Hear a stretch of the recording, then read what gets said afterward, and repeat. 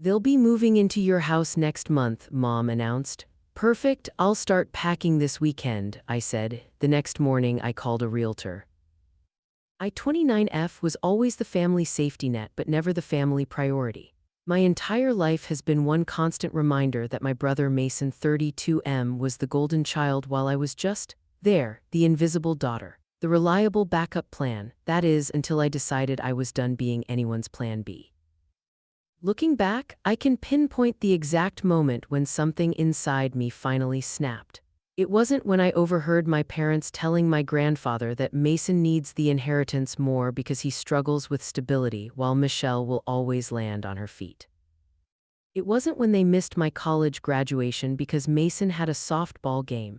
It wasn't even when they borrowed $5,000 from me to bail out Mason and his wife Vanessa after their third financial disaster in 2 years.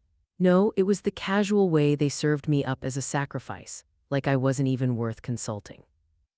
Growing up in the shadow of Mason was just my normal. While he got the newest PlayStation, I got the hand-me-down console with the sticky buttons. When Mason made the JV basketball team, my parents rearranged their work schedules to attend every game. When I made honor roll 4 years straight, my mother taped the certificate to the refrigerator for exactly 3 days before it was replaced by Mason's C+ in English, his first passing grade that semester. Mason just needs more encouragement, my mom would explain when I'd ask why they never came to my debate competitions. You're so self-sufficient, Michelle, you've always been our little adult. Little adult, code for we don't have to worry about you, so we don't. Despite the constant backdrop of emotional neglect, I pushed forward. While Mason dropped out of the state college they'd paid for in full after just 3 semesters, I worked 2 jobs to put myself through school. I earned scholarships. I graduated with honors. I landed a solid job at a financial consulting firm and slowly worked my way up. By 27, I had saved enough for a down payment on a modest 3-bedroom house in a decent neighborhood. Nothing fancy, but it was mine. Every mortgage payment, every repair, every piece of furniture, all earned through my own hard work. No family loans, no parental cosigners, just me. Meanwhile, Mason and Vanessa bounced from one disaster to another. He cycled through jobs like seasonal allergies, present for a few months, then mysteriously gone. Vanessa's shopping addiction didn't help matters. Neither did Mason's brilliant decision to sink $10,000 borrowed from our parents into a cryptocurrency that was showing promising early returns. Through it all, my parents kept enabling him, and occasionally when their own finances grew strained from supporting him, they'd turn to me. Just a small loan, my father would say. Mason's going through a rough patch. Those small loans, $500 here, $1,200 there, never got repaid. I kept a spreadsheet. Over 5 years, I had loaned my brother over $15,000, money I knew I'd never see again. My aunts and uncles noticed the pattern. At family gatherings, the comments would start innocently enough. So generous of you to help your brother out again, my aunt would say, eyebrow raised over her wine glass. Family should always stick together, right? My uncle was less subtle. Must be nice having a sister with deep pockets, he'd say to Mason right in front of me. Some of us had to figure things out on our own. Still, I kept showing up. Sunday dinners, holiday gatherings, the occasional weeknight dinner when Mom would call and say, "It's been too long since we've seen you." I'd arrive after a 10-hour workday to find Mason and Vanessa already there, feet up on the coffee table, helping themselves to the beer I'd brought last time. Then came the dinner that changed everything. I arrived at my parents' house on a Thursday evening in October, exhausted after closing a major account at work. The smell of my mom's lasagna filled the house, my favorite, which should have been my first clue that something was up.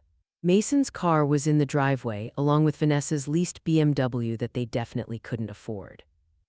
The dinner started normally enough. Mason dominated the conversation with tales of his latest business idea, house flipping, because apparently watching HGTV had made him an expert.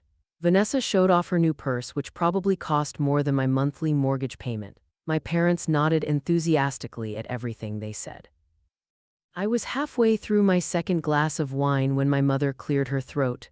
"So, we've been talking," she began, glancing at my father for support, "about Mason and Vanessa's situation." My stomach clenched. Here it comes, I thought, another loan request. I mentally reviewed my bank balance, calculating how much I could spare without dipping into my emergency fund. They've been having such a hard time since the landlord raised their rent, my mother continued. And with the baby coming, wait, baby, this was news to me. Vanessa hadn't mentioned being pregnant. So we figured out a solution, my mother finished, her voice breezy and light. They'll be moving into your house next month. You can take the smaller bedroom or move back in with us temporarily.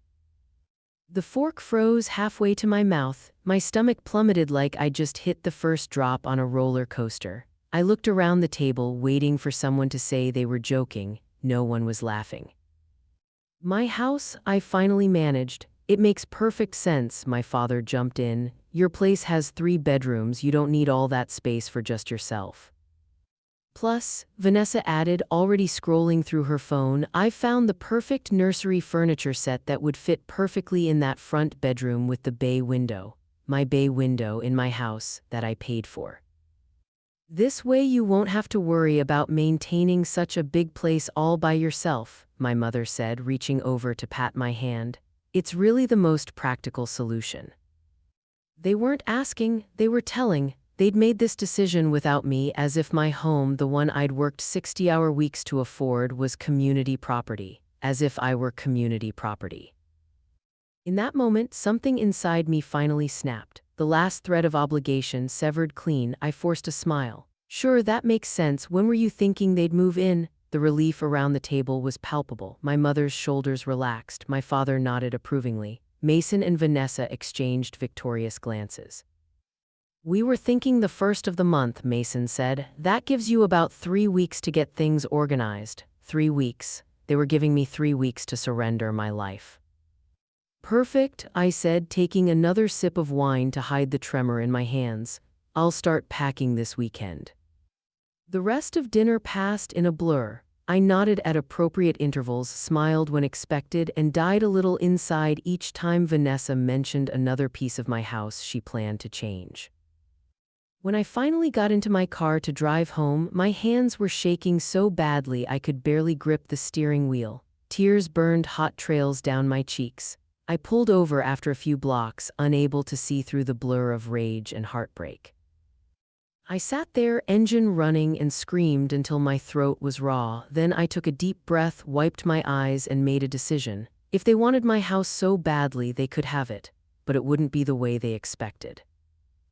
My company had offered me a promotion 2 months earlier, senior consultant, with a 35% salary increase. The catch? I'd need to relocate to our Chicago office.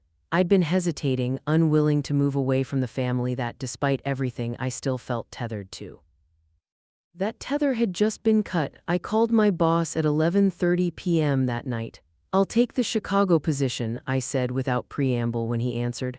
That's fantastic, Michelle, he replied, sounding surprised but pleased. When can you start? How soon do you need me? Well, the sooner the better. The Hawkins account is floundering without leadership. 3 weeks, I said firmly. I'll be there in 3 weeks. The timeline wasn't coincidental.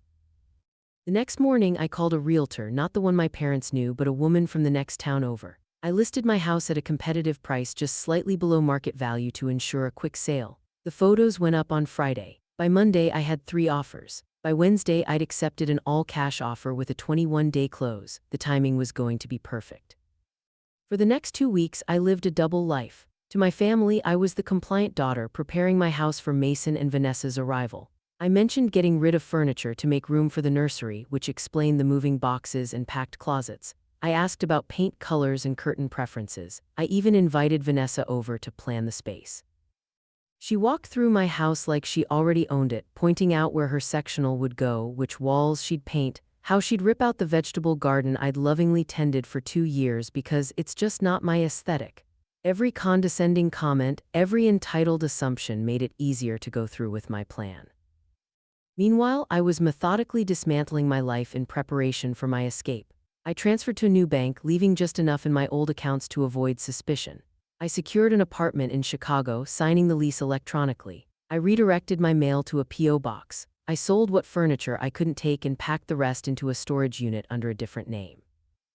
3 days before closing, I took a business trip that was really a flight to Chicago to finalize my apartment setup. I came back long enough to sign the closing papers, collect my cashier's check, and load my remaining possessions into a U-Haul. On what should have been moving day for Mason and Vanessa, I was already 300 miles away, settling into my new apartment with a view of Lake Michigan. I stood alone in my new living room, listening to the unfamiliar city sounds filtering through the windows. My phone buzzed incessantly on the kitchen counter, calls and texts from my family. I imagined the scene unfolding back home, Mason and Vanessa arriving with their moving truck, perhaps my parents there to help, all of them standing confused on the front lawn as strangers carried furniture into what they'd thought was about to be Mason's new house. I pictured their faces when the new owners explained that yes, they'd just purchased the house from Michelle. No, she hadn't mentioned anything about family moving in. Yes, the sale was final. No, they didn't know where she'd gone. I let myself enjoy that mental image for a full minute before silencing my phone and unpacking my first box. The calls and texts kept coming. My mother's voice messages escalated from confusion to anger to tearful pleading. How could you do this to us, to your brother? Where are they supposed to go now? You need to call us back right now and explain yourself, young lady. Please, Michelle, we can fix this. Just tell us where you are.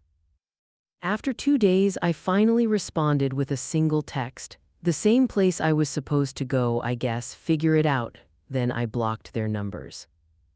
It wasn't just my immediate family I cut off. My cousin Melissa texted, "You've always been jealous of Mason. This is a new low even for you. Uncle, your grandfather would be ashamed of your selfishness. Aunt, your mother hasn't stopped crying since you pulled this stunt. Is that what you wanted?" One by one, they joined my blocked list. Each deletion felt like shedding another pound of dead weight I'd been carrying for years. 2 weeks into my self-imposed exile, my former colleague Jen texted me. She wasn't close with my family, but close enough to have heard the gossip. "So, your brother and his pregnant wife are living in your parents' basement. Your mom's telling everyone you had some kind of mental breakdown, just thought you should know." I didn't respond, but I didn't block her either. Jen became my occasional window into the world I'd left behind. A month later, she texted again, "Remember that crypto thing Mason was into? Apparently he'd put in a lot more than anyone knew, like a lot more." That didn't surprise me. Mason had a talent for doubling down on bad decisions. What did surprise me was learning he'd convinced my parents to invest their retirement savings in the same scheme, promising them guaranteed returns of 40% within 6 months. When the cryptocurrency took its first major dive, Mason had panicked. Instead of cutting his losses, he'd borrowed money from 3 different payday loan companies to buy the dip. He'd also maxed out 2 credit cards in my parents' names, cards they didn't know existed until the collection agencies started calling. By month 3, the situation had imploded completely. The cryptocurrency was revealed as an elaborate scam. Mason was facing potential legal trouble for some side hustle related to the scheme. My parents had taken out a second mortgage to cover his most pressing debts. Vanessa was threatening to leave him, pregnant and all. I felt a twinge of sympathy, not for Mason or my parents, but for the unborn child being dragged into their chaos. I sent an anonymous gift card for a baby supply store to Vanessa's mother's address. It was the only concession I made to the guilt that occasionally bubbled up. My new life in Chicago was everything I'd hoped for. My job challenged me in ways my old position never had. I made friends who knew nothing about my family history, who saw me as the competent, confident woman I was rather than the perpetual afterthought I'd been.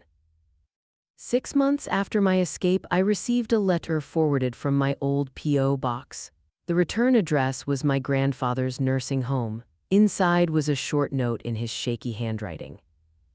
"Michelle, I heard what happened. Your mother tells a different story than what I suspect is the truth. I always knew you were the strong one, the smart one. I'm sorry I let your parents convince me that Mason needed more help in the will. They said you'd always land on your feet while he needed a safety net. I see now who really needed protection. I've changed my will. It's not much, but it's something. I'm proud of you for standing up for yourself. Love, Grandpa." I cried for the first time since leaving, not out of sadness or guilt, but because someone in my family had finally seen me. 9 months after my departure, Mason and Vanessa's baby was born. A girl. They named her Michelle, which Jen told me was Vanessa's idea of extending an olive branch. I sent another anonymous gift, a savings bond that would mature when little Michelle turned 18. Attached was a note, "For college, no strings attached." I might have been done with my family, but I wasn't heartless. That baby deserved a chance even if her parents were disasters. Around the 1-year mark, my phone lit up with an unfamiliar number. Against my better judgment, I answered. "Michelle," it was my mother's voice, tentative and small. I said nothing, just waited. "Please don't hang up," she rushed. We need help. Your father had a minor heart attack last month. The medical bills, and Mason and Vanessa and the baby are still living with us. We can't, we're about to lose the house." My old self would have immediately started calculating how much I could afford to send them. My old self would have felt responsible, but that wasn't me anymore. "I'm sorry to hear that," I said, my voice steady. "I hope Dad recovers quickly." "That's it," her voice cracked.